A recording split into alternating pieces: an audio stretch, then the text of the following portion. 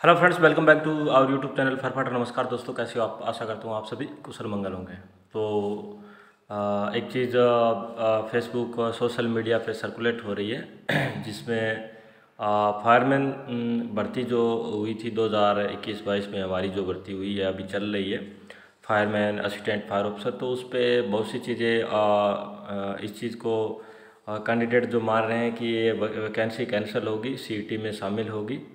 और हाँ, अगर कैंसिल होती है तो सीईटी में कंफर्म शामिल होगी, लेकिन अभी सीईटी का कोई इस चीज़ के बारे में बयान नहीं है कि ये वैकेंसी मतलब कैंसिल होगी कि नहीं होगी। अगर कैंसिल होती है तो सीईटी में कंफर्म शामिल होगी, लेकिन सीईटी में तब शामिल होगी जब कैंसिल होगी। तो अभी कैंसिल की इन्फॉर्मेशन नहीं है, लेकिन जो चीज़ें वायरल हो रही है, बहुत सी चीज़ें इस चीज़ के बारे में आपने देखा ही होगा सोशल मीडिया प्लेटफॉर्म पे, और मेरे पास अनगिनत मैसेज भी आ गए हैं। और हर उस चीज़ का रिप्लाई भी पॉसिबल नहीं है। इंस्टाग्राम पूरा इस चीज़ से भरा पड़ा है कि वैकेंसी कैंसिल होगी, वैकेंसी कैंसिल होगी। लेकिन इस चीज़ को हवा कैसे बनती है मैं आपको बता देता हूँ। ये चीज़ आप मान के चलिए कि जिस जिस जो कैंडिडेट मान के चलिए जिस कैंडिडेट का सिलेक्शन हुआ नहीं, तो किसी कारणवश नहीं हुआ होगा, मेहनती होगा लेकिन नहीं होता है, कई बार किस्मत भी साथ नहीं देती। तो जिस कैंडिडेट का सिलेक्शन नहीं हुआ, वो ये चाहता है कि एक वैकेंसी अगर कैंसिल होकर दोबारा होती है तो उसको मौका मिलेगा। ये भी बात सही है उसकी भी। और जिन कैंडिडेटों का, जिन दोस्तों का सिलेक्शन हो गया, जो 4-6 महीने से फिजिकल और प्रैक्टिकल की तैयारी पे भी ज़ोर शोर से ध्यान दे रखा है, और उनको अगर कैंसिल का इन्फॉर्मेशन मिलता है तो उनको तगड़ा झटका लग सकता है।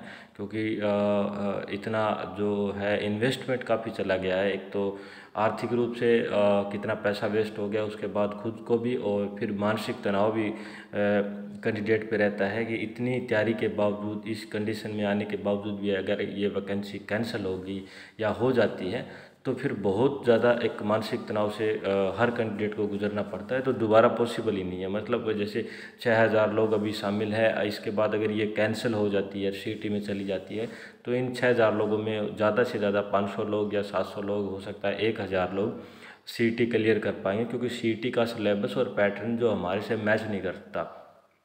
ये रिटर्न फायरमैन का जो रिटर्न है, एग्ज़ाम है, ये हमारा क्लियर करने का और आप सबका जो क्लियर हुआ है उसका एक ही पर्पज़ है कि उसमें हमारा जो थ्योरी है वो थ्योरी पे जिसकी कमांड ज़्यादा थी, और नॉर्मल सा जीके जिसने पढ़ लिया उसका एग्ज़ाम निकल गया। लेकिन सीईटी में तो ना थ्योरी है और ना ऐसा कुछ है। उसमें तो अपना Rajasthan GK, current GK, India GK वगैरह, रीजनिंग है, आपका मैथ है, इंग्लिश है। तो ये पैटर्न है जो फायरमैन में जो कैंडिडेट्स जॉब करते हैं, जो लाइन छोड़ जाते हैं, तो उनमें पॉसिबल ही नहीं सीईटी करने का, बहुत कम चांसेस होते हैं। सीईटी मान लो अगर सीईटी लागू होता तो मुझे भी डाउट रहता है कि सीईटी मैं भी नहीं क्लियर कर पाऊँगा। क्योंकि उस चीज़ में वापसी, उस चीज़ में जाना, फिर उस चीज़ को कैप्चर करना, फिर वापस एग्ज़ाम देना, तो पॉसिबल नहीं है सीईटी क्लियर करना। तो सीईटी में अगर चली जाती है तो लगभग अभी सेलेक्टेड कैंडिडेट को नुकसान होने की संभावना पूरी पूरी है, 101%। और सीईटी में फ़ायदा उनको मिलेगा जो ऑलरेडी स्टडी करते हैं इस लाइन से की बजाय दूसरी लाइन से हैं। तो वो पहले सीईटी का एग्ज़ाम देंगे, जिसका सीईटी क्लियर हो गया वो तुरंत आज 15-10 दिन के टाइम में डिप्लोमा सर्टिफिकेट मिल जाता है, तो उनका सिलेक्शन होने का चांसेस रहता है, जैसे हरियाणा में भी है। तो हरियाणा में भी आपको डिप्लोमा या सर्टिफिकेट सीईटी के लिए लेने की ज़रूरत नहीं है। क्योंकि अगर सीईटी आपका क्लियर है तो सीईटी 3 साल तक वैलिड रहता है। और सीईटी जब आप ले लेते, आपका क्लियर हो जाता है, उसके बाद जब भी कोई रिक्वायरमेंट ऐसे फायर ऑपरेटर की एडवर्टाइजमेंट वो डालेंगे, डालने से पहले आपको डिप्लोमा सर्टिफिकेट आपके पास होना चाहिए। तो आप अगर सीईटी आप क्लियर है तो डिप्लोमा सर्टिफिकेट या जो भी जिस आगे वैकेंसियाँ निकलेगी उससे रिलेटेड जो भी आपकी क्वालिफिकेशन है वो आप मैनेज कर सकते हैं, वो सिलेक्शन ले सकते हैं। लेकिन पहले आपको करने का फ़ायदा नहीं है, क्योंकि सिलेक्शन जो है सीईटी से पहले सिलेक्शन की कोई गारंटी नहीं है। सीईटी का सिलेबस पैटर्न अलग है। जो हरियाणा फायर सर्विस में सीईटी में हरियाणा जीके है, रीजनिंग है, मैथ है और इंग्लिश वगैरह है। तो उसके बाद जब सेकंड राउंड होगा फायर ऑपरेटर का, तो उसमें 60% फायर का सिलेबस है रिटर्न का एग्ज़ाम का, और आपका 20 मार्क्स का ड्राइविंग टेस्ट रहेगा, और 20 का प्रैक्टिकल वगैरह या स्किल टेस्ट मान सकते हैं या इंटरव्यू मान सकते हैं। यानी 20 नंबर का आपको पूछा जाएगा फायर इक्विपमेंट के बारे में, ड्रिल के बारे में, कुछ ऑपरेटिंग करवा सकते हैं, कुछ इक्विपमेंट्स गाड़ी का या कुछ और 20 नंबर में सिर्फ गाड़ी का ट्रायल होगा, और 60 नंबर का जो फायर का सिलेबस रहेगा। तो अभी जो सीईटी के बारे में राजस्थान में जो चल रहा है सीईटी में, तो मैं आपको यही बता रहा हूँ कि अगर कैंसिल होगी तो 100% सीईटी में जाएगी, लेकिन अभी कैंसिल की इन्फॉर्मेशन नहीं है। ये चर्चा ज़रूर, क्योंकि अफवाह तो नहीं है, इतना तो मान सकता हूँ, कहीं ना कहीं एक दो पॉइंट इसमें बन रहे हैं कि इसकी 1% 5% कैंसिल होने की संभावना हो सकती है। उसके पीछे भी बहुत से लॉजिक हैं, और कैंसिल करने पे भी फ़ायदा किन लोगों को होने वाला है वो भी आप देख सकते हैं। तो अभी तक ये कैंसिल हुई नहीं है, अंदर इन्फॉर्मेशन पूरी आई नहीं है कि कैंसिल हो सकती है। हालांकि अगर कैंसिल होगी तो सीटी में जाएगी।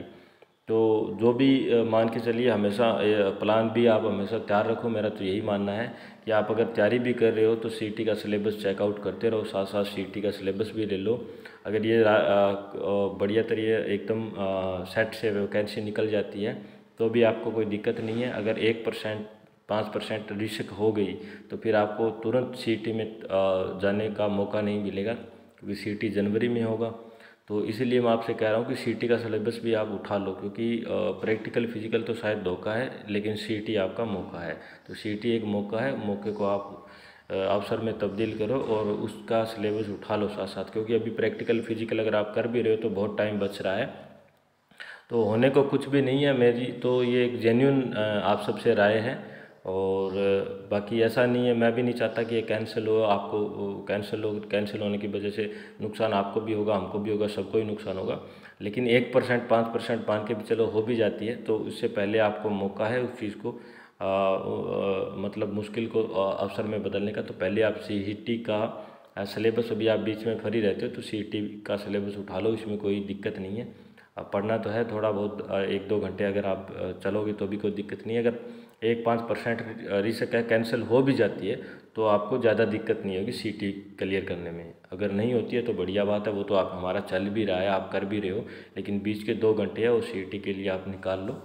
और बाकी कोई इन्फॉर्मेशन होगी तो आप सबको ज़रूर शेयर करेंगे। तब तक के लिए जय हिंद, वंदे मातरम।